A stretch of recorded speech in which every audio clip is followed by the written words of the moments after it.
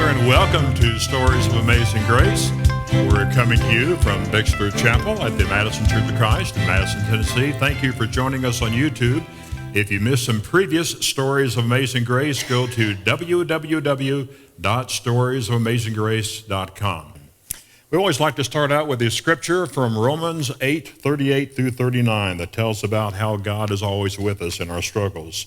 For I am persuaded that neither death, nor life, nor angels, nor principalities, nor powers, nor things present, nor things to come, nor height, nor depth, nor any other created thing shall be able to separate us from the love of God, which is in Christ Jesus our Lord. But tonight, a man you know or think you know, Mr. Conn Hamlett. By way of introduction, we have a video. I beg of you, women, please remain seated when he approaches the stage. Do not tear at his clothes after the video. Husbands, please restrain your wives. Boyfriends, restrain your girlfriends. Will, if you have the courage, please roll the video. Before I get started, I want to tell you a little story. Once there was a small boy on the playgrounds of Northeast Arkansas. He had liquid brown eyes and a frail little body. People pushed him around and shoved him around, and he was frightened and scared and anxious. One day, this small boy on the playgrounds of Northeast Arkansas with the liquid brown eyes raised his little small fist, gnarled fist, silhouetted against a stark and sullen sky. And he said, someday I'm going to build up my body and I'm going to increase my knowledge and I'm going to be something. Some of you are probably saying, Coach Hamlett, is that small little boy on the playgrounds of Arkansas with the liquid brown eyes and his fist gnarled up against a stark and sullen sky, is that small boy you? And the answer is no. Fact is, I was the one who pushed him around a lot. He was a weird little kid.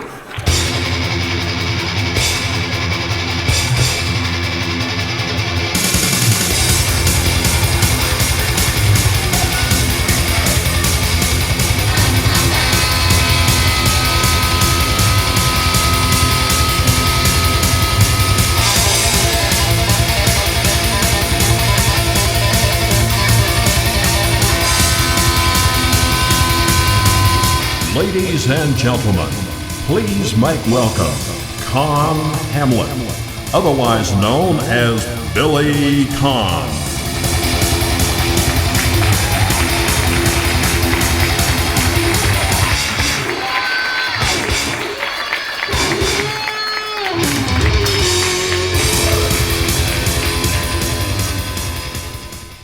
Ladies and gentlemen, Conn Hamlett, Billy Conn. Thank you, sir. Have a seat. All right. Thank you for being here. Let's start at the beginning. Okay. The beginning, for my knowledge, is Homersville, Missouri. Hornersville. Hornersville? Hornersville. Hornersville. Yeah. You were born there? I was born there. Okay. It was really south of there. The doctor was from Hornersville, and I guess he didn't know where in creation he was, so he just put down his hometown, so he just wrote down Hornersville. But I really wasn't born in Hornersville. Where were you born? On the state line of Arkansas and Missouri, out in the country. Soybean patch on one side and cotton on the other. I see. Well, Hornersville, when I looked up, I couldn't find out much about it. You did live there a while, though. Well, no, but throw this away. Yeah. They got one police chief there now, and he drives a Plymouth Fury and kind of goes out and looks for people that are breaking the fireworks, codes. Gotcha. Pretty much. That's about it. All right. Well, let's forget that then. Let's move on. Let's move on to age 7. You look like this at age 7. Is that right? Yep. That was me. Where were you living at this age? Cardwell, Missouri. Okay. So we are in Missouri. Yep. Okay. Now, Arkansas and Missouri was kind of back and forth because it's the boot heel that hangs down into Arkansas. And there's a reason for that. Missouri was the 24th state. Arkansas was the 25th state, so they beat Arkansas to the punch. Some guy named Walker, a big landowner, somehow or another didn't want to live in Arkansas, and so he petitioned, and that boot heel, that part, if you like states, you know, how states are formed, that's how it all came about. And your parents, I bet we have some pictures of your parents here, mom and dad. Yeah, my dad was a sharecropper. And my mother worked at Emerson Electric. And you went to Army before college, is that? No, I went to college, and then when I got out, I joined the Army Reserve in Bible, Arkansas. Again, I was living in Arkansas at that time. People get mixed up about that, but if you know anything about the boot heel, it hangs down, and say like at Kennett, you go 1 mile to the west, you're in Arkansas, 16 miles straight south, and you're in Arkansas again. But anyway, it's just about that way everywhere in the boot heel. Tell me, you told me a story one time in class even about somebody who approached you about the church, about being a Christian in the Army.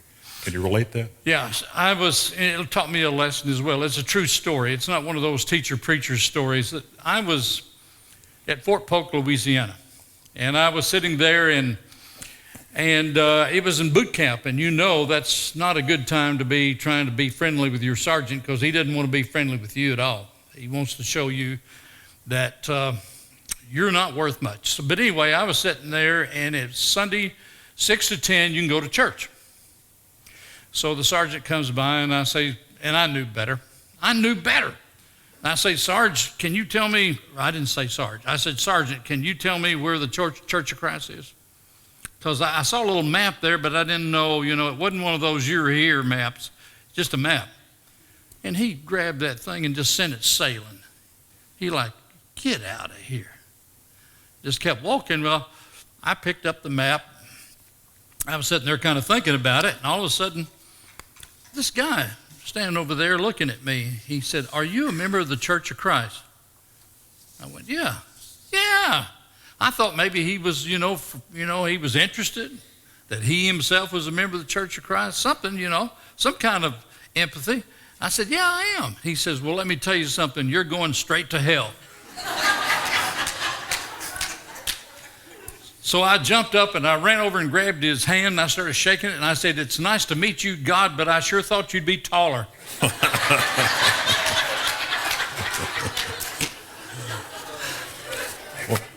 What about your education?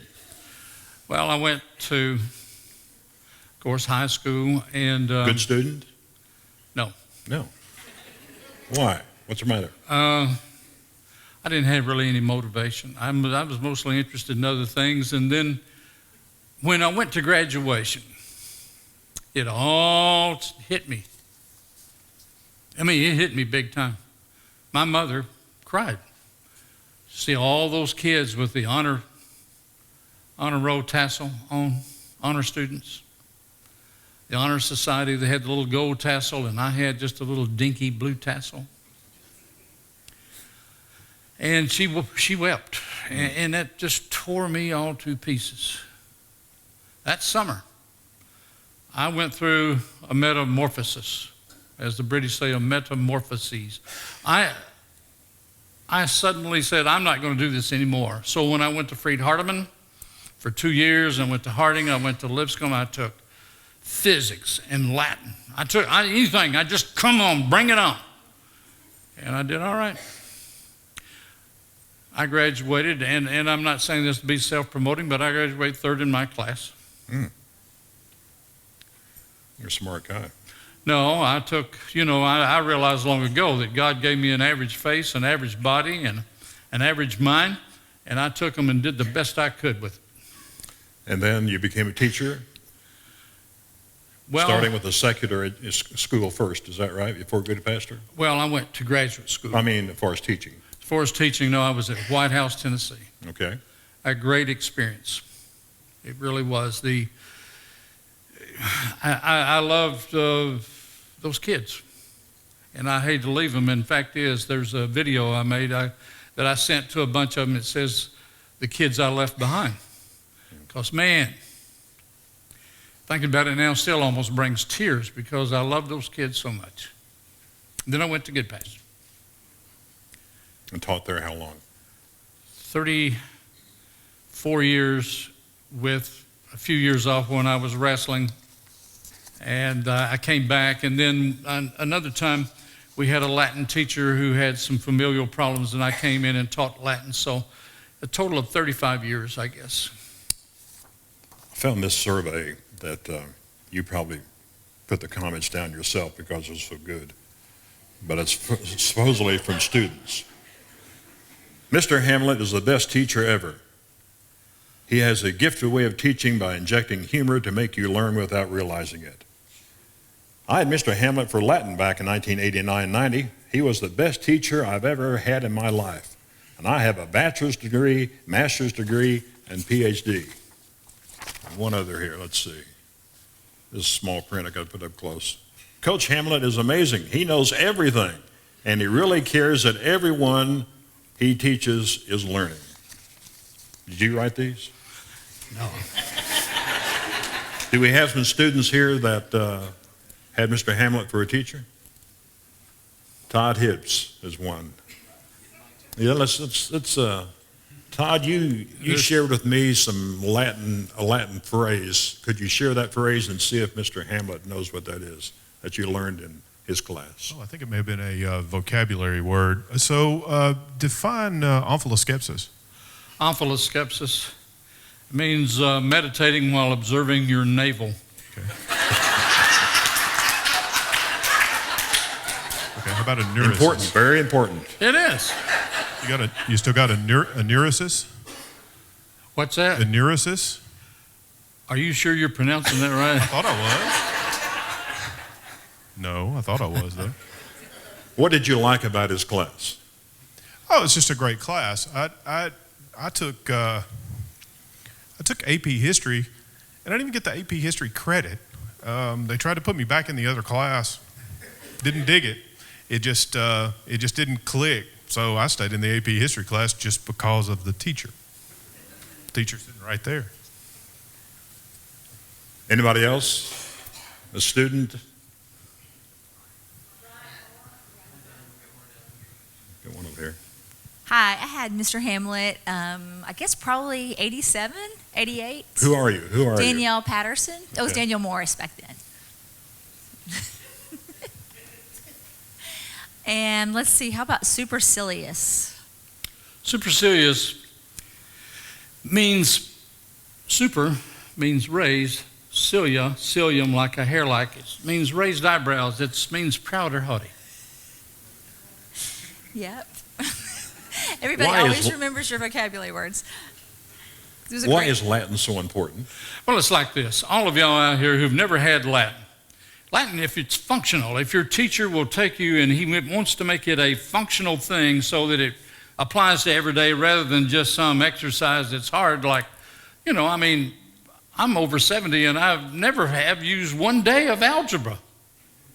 But Latin you use all the time. For example, let's just say that Russ down there, he's reading about a Tennessee Titan and the linebacker weighs 225 pounds, LBS, which stands for Libras.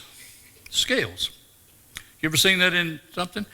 Your plumber who comes to your house, the Latin word for lead is plumbeus. PB on the periodic chart.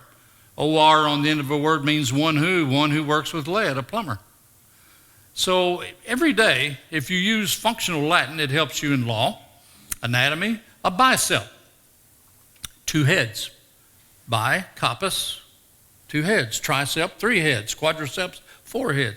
If just simple anatomy, and when you learn things, and we had functional Latin as well, then when they go off to Vanderbilt or they go to Belmont or they go to Lipscomb, then they are well equipped to understand some legal terms and your anatomy. So, that's what I tried to do. Okay, do we have one more student?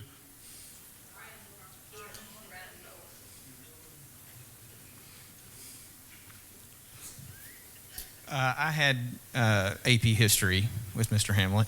I didn't take Latin, took Spanish, but Remember many games of Germany versus the world.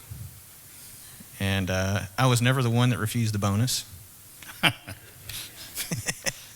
So one thing I regret is that my kids will never have you as a teacher, because you're certainly the best teacher I ever had.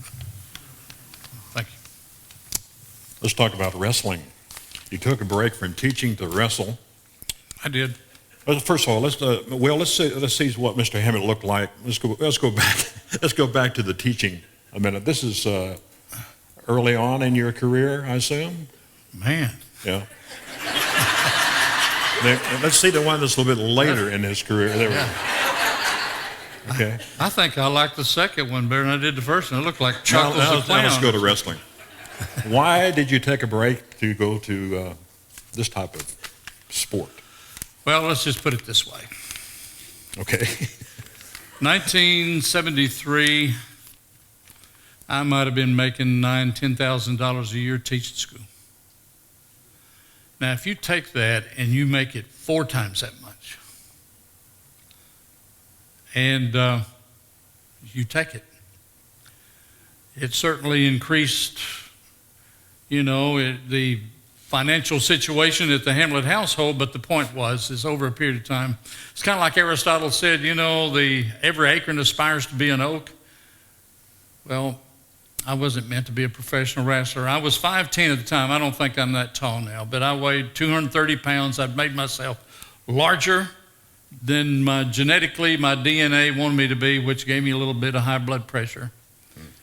So what it was that I and my wife was not happy.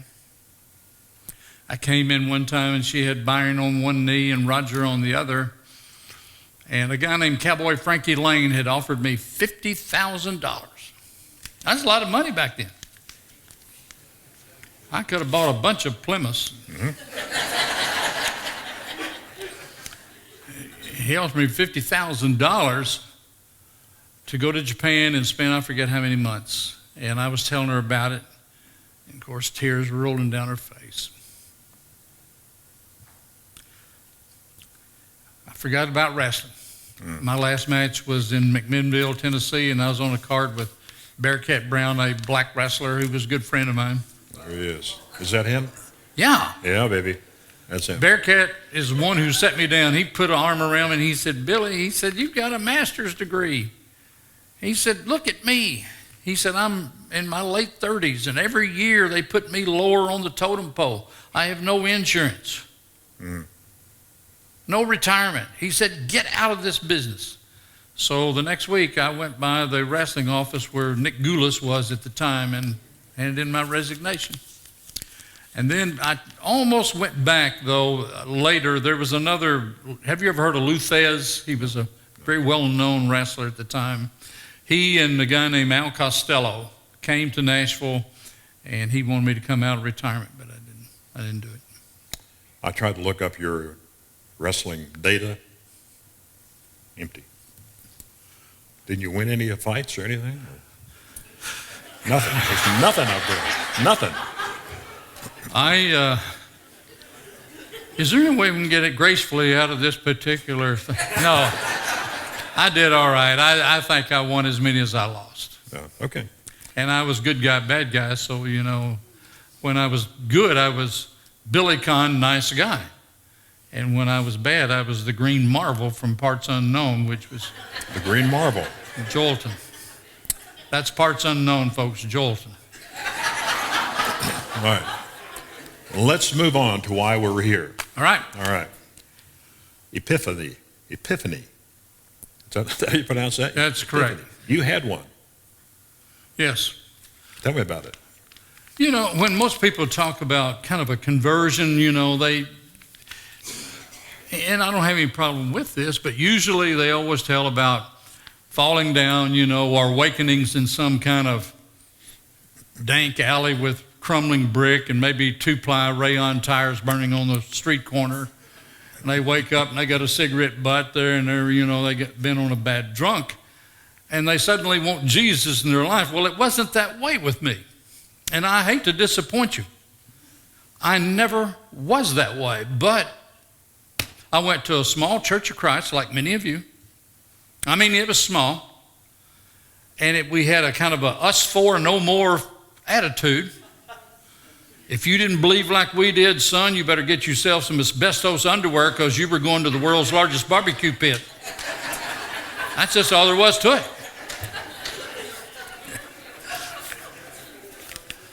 Us four and no more. That's exactly right. So you did some study and tried to confirm what you read in the Bible? My religion, and I think some of you can relate to this because we have a similar background. I was raised in the strict Church of Christ background.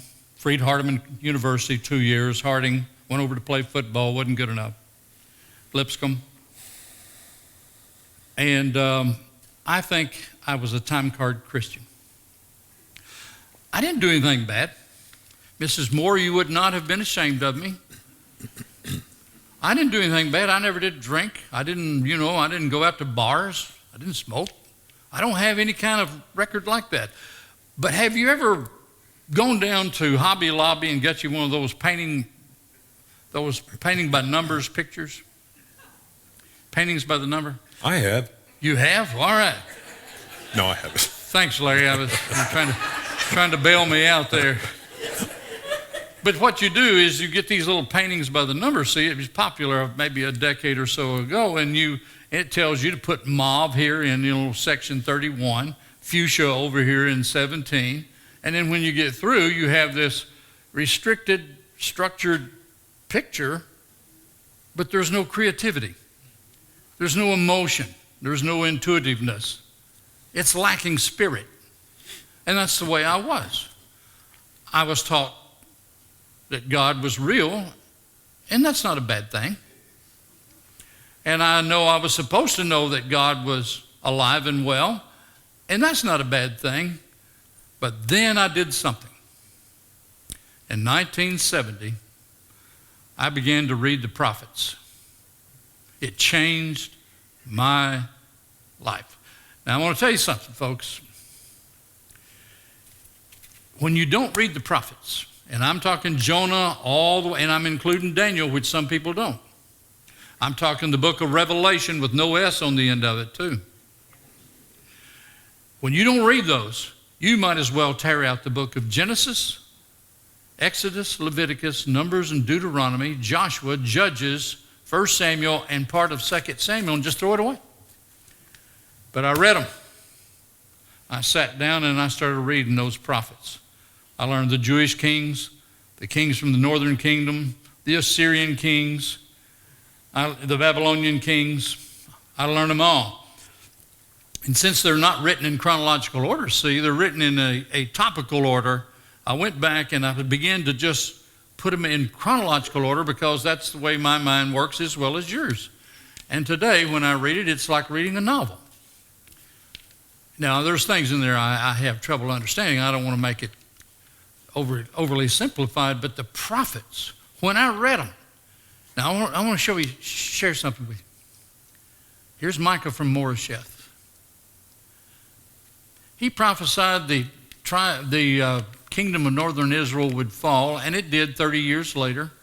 And you may say, well, that's not a big deal. They were tottering anyway. I know that. All right. How about this? He predicted that Judah, the country he lived in, he was from Gath Moresheth, which Gath means like where a vineyard is. He said, Judah's going to be carried away by the Babylonians. 150 years later, they came and got them. But at that time, they were just a supernumerary country. He predicted that Jesus would be born in Bethlehem. He predicted that the Temple Hill would be plowed. The temple would be destroyed and the Temple Hill plowed. The Babylonians came, they burned down the temple, didn't plow the hill. And everybody for years thought maybe he was wrong. The Romans came in AD 70 and plowed the hill. Moses predicted Israel would be taken into captivity 2 times. Instead of just being told to, which is good, being supposed to, Now, I had complete faith that God was real. And when you read and you see all those things that came true, hey, that's just a small sampling, folks. I could go on and on. I could stun you with the things those prophets said. All of them came true. But especially the part where they were describing God. No beginning, no end. Never gets tired. Knows the beginning from the end. Can you imagine? Hey, like this.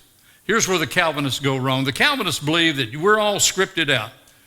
We got Jerry over there. Jerry walks out the door and he falls down. You know, it's all in the script. They show you up there, you know, there it is, Jerry, you fall down. That's not the way it's supposed to be. That's not how it is. When you take Romans 9 and you misapply it, and you take God knows the beginning from the end, here's the way it really is. If you invited me to your house to watch a DVD of a football game, let's say Alabama versus Clemson, and we were sitting there, Larry, and you said, now Deshaun Watson is going to roll out of here, and the Alabama Reggie Ragland, he's going to be dragging over here, and he's going to get caught short this time. Larry's telling me what's going to happen because he's seen it over and over again, but he didn't cause it. Does that make sense? Those players, every time he watches, they're trying just as hard as they can. They are free moral agents. He knows what's going to happen. God knows what's going to happen, but he doesn't script it. That's where our Calvinist friends go wrong. But anyway, when I read that and I read about God, there was no doubt in my mind, one prophecy after another, amazing prophecy. The 9th chapter of Daniel will make your hair stand up. He tells you exactly when Jesus' ministry would begin. I mean, to the day. It's amazing. And all I can say is that, yeah, it made a believer out of me. I know that God lives. I know. Let's talk about some of these puzzling questions that we have proposed. And some people have different views than you have. You have a view. Some other people have studied this and come to a different conclusion. So I guess we can agree and do not be disagreeable in case we have a different viewpoint. Well, I certainly hope so. What about dinosaurs? What about dinosaurs? Did they exist? Yes. And you know, here's the thing. I have a problem with two groups of people. Which group? Well, which group am I in? No, you're not. No, you're okay. Okay. You have short arms when we're, eating and everything for the tip, but that's beside the point. That's a different story there. You have people who, like the evolutionists, which I have a problem with. I'm going to just start off saying this. I read Origin of Species, written I think in 1859, and then Darwin came back in the early 1870s, and he wrote Voyage of the Beagle. And he was talking about going around South America, and he stopped in the Andes, and one side of the Andes, the mice would have short hair, and on the other side, the cold side, they'd have a lot of hair. Then he went to the Galapagos Islands, which can be pronounced either way, and is an older word, Spanish older word for turtle. And he goes to these individual islands, and he sees finches that had been blown off their migratory patterns and that their beaks had been altered because they were on each individual island. Some were like hawks, some were like woodpeckers, and then whatever. And I guess he thought that was something, but what he forgot, but I didn't, was that a finch was still a finch. I believe it. I believe those finches did all that. I believe those lizards, those terrestrial lizards that were blown over on little leaves in those hurricanes to the Galapagos Islands, and they settled, some of them became aquatic. I believe it. If you went hunting up in the polar areas, Larry, your whiskers would grow fast. If Rusty was suddenly volunteered to go to Nepal, and we'll say he had a son named Melvin. Melvin would have trouble breathing, and Rusty would have trouble breathing, but his little son, we'll call him a grandson, Nubbin, he could breathe. So Rusty and Melvin and Nubbin, but Nubbin could breathe. He just adapts. But he's still a human being. See, that's what, and let me tell you something else about the evolutionists.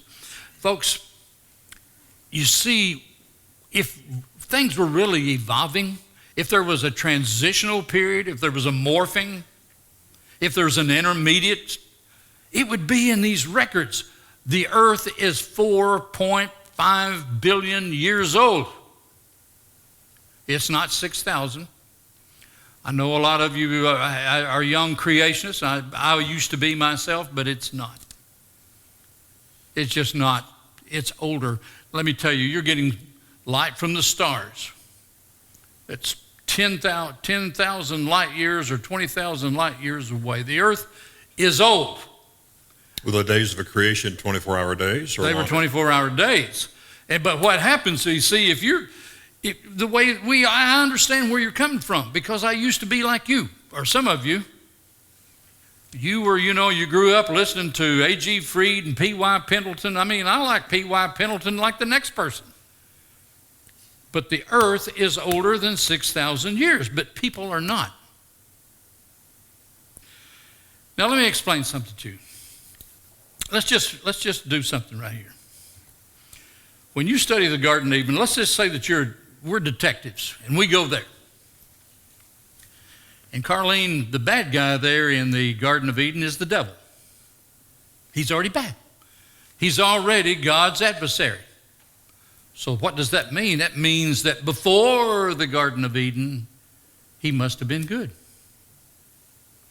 If you read Jude 6, if you read, let's see what I have marked right here, which in case I need to read it, Revelation 12, 7 through 9, that he took a third of the angels and he made war. And Jude 6 tells you the same thing, and 2 Peter also the same thing, that 2 Peter 2 and 4, they left their habitation. There's a war. And I can prove it more by Isaiah and Ezekiel too. That's the reason I told you I read the prophets. This world was destroyed. And here's what it says. Now let's go back to it. In the beginning, God created, Hebrew word bara. Means bring into existence. Are you with me? And the world was, or it can be translated, became without form. You can put became there. Folks, 70 million years ago, there were dinosaurs on the face of this earth. 70 million years ago. And they existed for over 100 million years. You can't deny it. I've already told you about the stars out there that are so many light years away that are older than what P.Y. Pendleton and A.G. Freed. Brother Freed didn't even believe dinosaurs existed. So does that make the day longer than 24 hours? No. Then when was this period of time? Before the first day? No, yes, this was way before. Here's you have, God made the world. And then we had dinosaurs on it. You had all of these 3 dinosaur ages. And the most famous, of course, is Jurassic, which is the middle. That's the one that had so many. But see, all these dinosaurs would come and go. And that's why they'd give them a different age. But all of a sudden, the dinosaurs died. They died. Curtain goes down, curtain goes up. Evolutionists can't explain it. They call it the Great Death. Darwin didn't understand it. But of course, that's because his theory is a reckless hypothesis. But here's what happened. The world was destroyed. Rocks, and comets, and all kinds of things. Everything was going to be jettisoned, just everything. And it tells you in the book of Jude, it tells you in Revelation, even Jesus himself says in Luke 10, verse 16, if you'll turn there, or if you want to turn there, Luke 10, 18, he says, I beheld Satan fall like lightning from the sky. Well, when did this happen? It happened long ago. Now, what the evolutionists can't explain is all of a sudden, curtain goes down, curtain goes up. Here you have mammals. No intermediate stage, no transition stage, no metamorphic, part this, part that, no evolving. Old animals killed, new mammals here. And there's no explanation for an evolutionist. The thing is that many of you, I know that a lot of you are saying, I don't know about that, but let me just tell you this. If dinosaurs, there's no proof that a man and a dinosaur ever lived at the same time. You cannot prove it.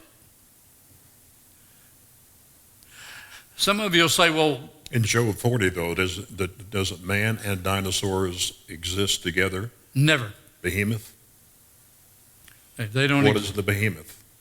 The behemoth is talking about like a whale. It has nothing to do with the dinosaur. If dinosaurs existed during, the time of Adam, why didn't Noah take them on the ark? Could he took baby ones?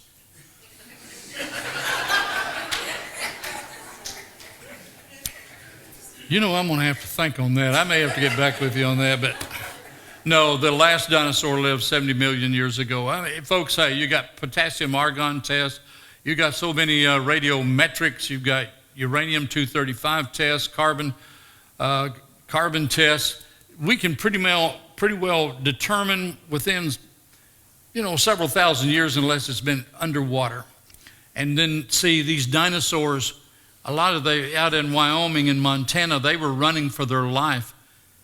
It would show a tail dragging by a running dinosaur. And then suddenly the tail disappears because it's being raised by water. You ever heard of the La Brea tar pits? You have all those different kinds of dinosaurs all piled in together. They would never have been with each other. You had carnivores and herbivores and omnivores all piled up there, just kind of like you would in the bottom of a bathtub. All the refuse, all there. So, What's a possibility? Devil's advocate here. sure. What's a possibility that the earth was created old because Adam was created as an adult and not a child? That's a cop-out, and I've heard people do that before, and it certainly is not going to satisfy. You don't put dinosaurs in the ground just to fool people. That just doesn't make sense. And then plus the fact is the devil rebelled against God. May I read something to you? Do it. I'd like to, let's talk about, instead of just talking about it, I want to read the prophets to you a little bit. I want to read Ezekiel 28. This is where I am now. Ezekiel is talking to the king of Tyre, but he's also comparing the being that inspired the king of Tyre, and that'd be the devil. Now, if you're with me now, let's go to verse 12 of Ezekiel 28. I don't have my glasses on, but I can read anyway. He says, tell him what I, sovereign Lord, am saying. He is taking, that is, Ezekiel does the same thing Isaiah does over in Isaiah 14. He takes two subjects, and he'll go back and forth. It's a dualistic prophecy. But he's talking about the devil here. Now listen, stay with me now. You were once an example of perfection. How wise and handsome you were. You lived in Eden. Well, the king of Tyre never lived in Eden. The garden of God, and you wore gems of every kind, rubies and diamonds, topaz, beryl, carnelian, and jasper, sapphires, emeralds, and garnets. Now catch this, they were made for you on the day you were created. Well, the king of Tyre was born. The angels were all created. They don't have any DNA. They don't have any reproductive organs. That's the reason why Jesus 2 times in the New Testament says that angels can't marry. Anyway, and Isaiah says pretty much the same thing. He says that he was the cherub. He calls him an angel. And it says that he was thrown down to this earth. Just like Jesus, I told you a while ago in Luke 10:18, I beheld Satan as he fell like lightning from the sky. There was a war. The dinosaurs were all destroyed. The devil was placed on this earth. And his angels. That's the demons in the New Testament. His angels. Running short of time. Okay. Let's move on. Where is heaven? Where is hell?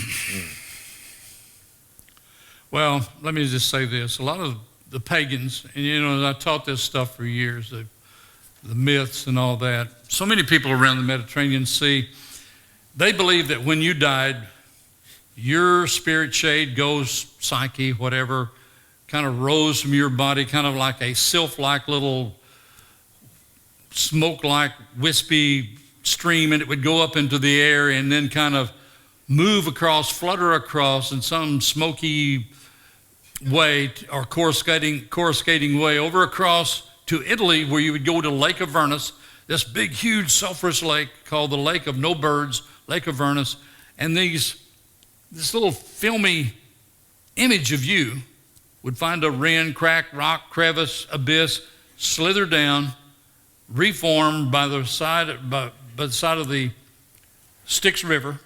A man coming across named Charon would wear this voluminous robe, and his little skeletal hand would reach out like that, and you'd place a coin in his hand, and he would roll you across. If you did not have the coin, you waited 100 years.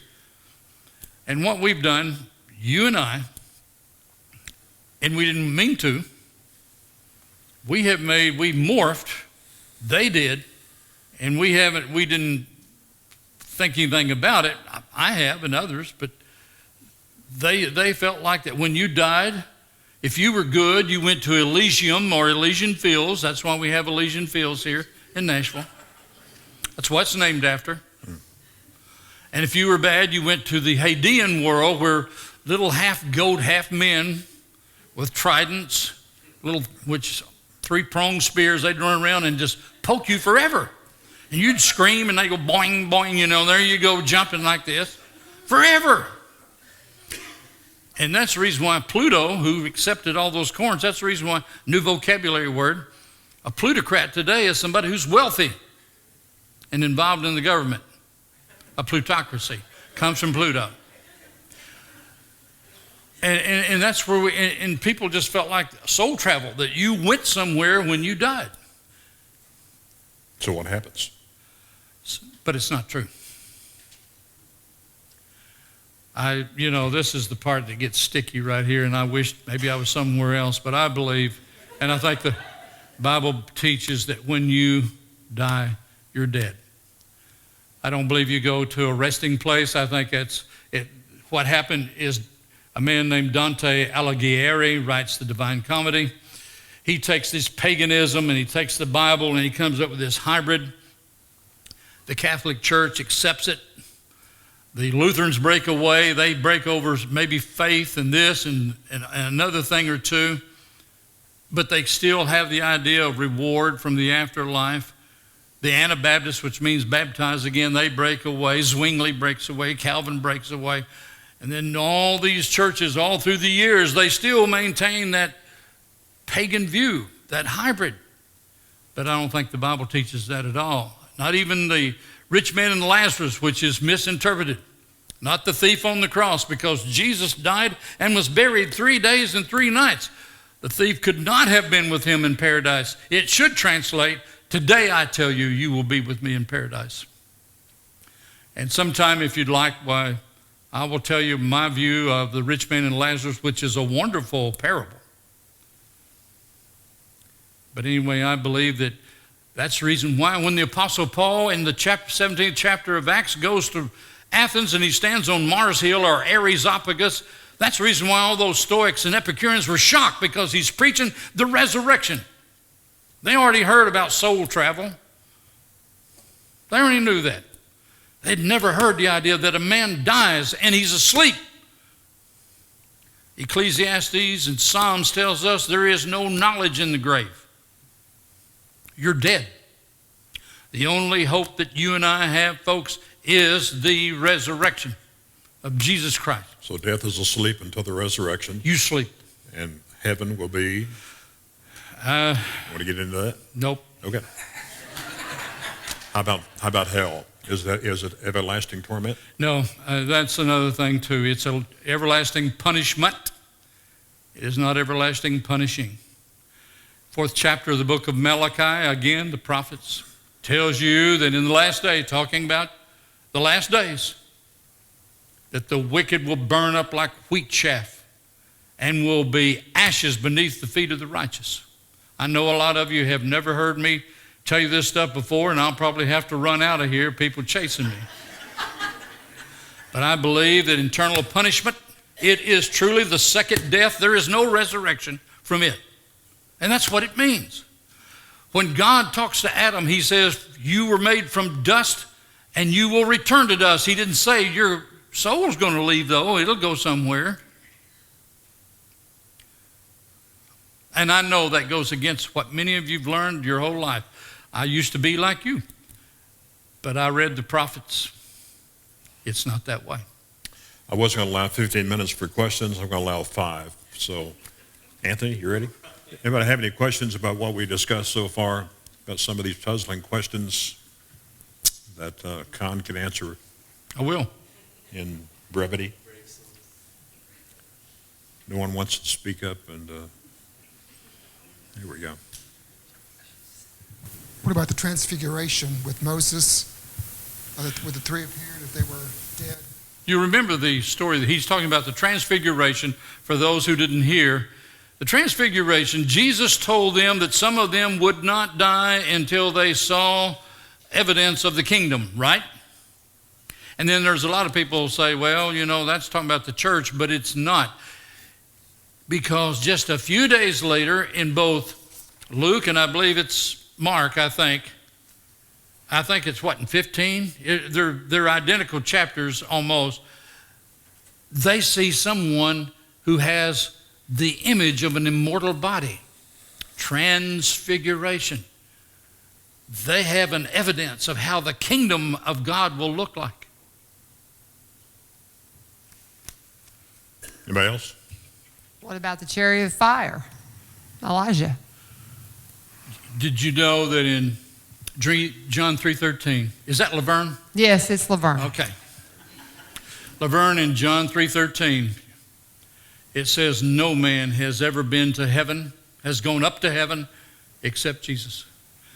Now, if you want me to tell you about the chariot of fire, and you're talking about Elijah, and you're talking about, Enoch. Right. Enoch, and I have a lecture on that, but I don't have time.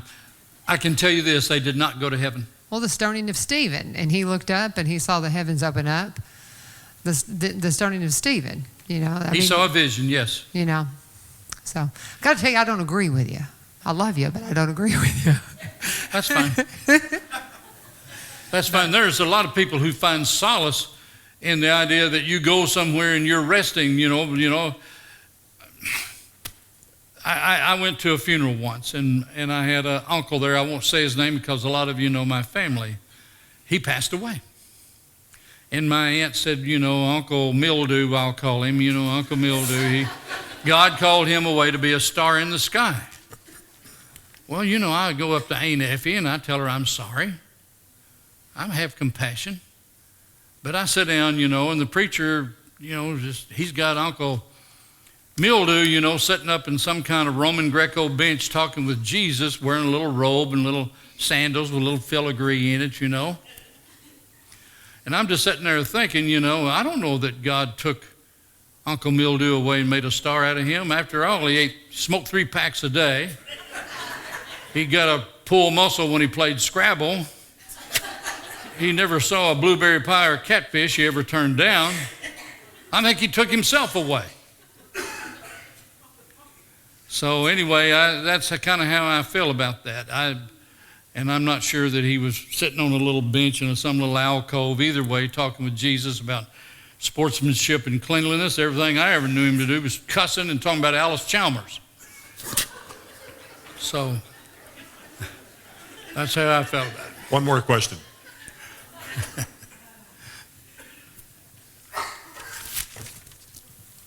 What about the new heaven and the new earth? It's going to be happen. It's just like Peter describes. Listen, I believe what the Bible says. I do not believe in this hybrid of paganism and Christianity about the afterlife. That there will be a new heaven and there will be a new earth, and that's about as far as I really want to go on that one. I'm already in trouble now. I imagine I'll be in front of the elders probably first thing, next Monday. Thank you for being with us and sharing this. Tell us about the Hamlett Foundation. The Hamlett Foundation is set up by some of my former students. What it is, it's set up for people who've lost a parent, divorce, death. And I felt like that when there was some mother there and, the husband, he's run off with some girl named Cincinnati Sally or something like that, that she's at her home, that she needs some help. Or vice versa. If the mother dies or there's something tragedy in the home, I wanted some money to go into that home to help them send their kids to a place like Good Pasture. So we got about $100,000 in our endowment. So if you know of a family that it's one parent, they're struggling, they want them to go to Good Pasture, why, you would I'm not the president of the board, a man named John Harris is, but you can let him know through the Good Pasture office, and we will try to assist you. I'm very honored by that. You are also an author. Yes. And wrote this book and some others. Yes, I've got, the fifth one will be out in October. I enjoy doing it. I try to have lessons in them. They're rough, but I want them to have a lesson, redemption. Nearly every single book. And then there's something that I want to magnify. Mm-hmm. Especially that a person needs a second chance. Thank you for being with us. I know you'll be going forward this Sunday to be rebaptized. Yeah. I've given Russ 2 months of sermon material already. He'll probably hug me. Thank you for being with us.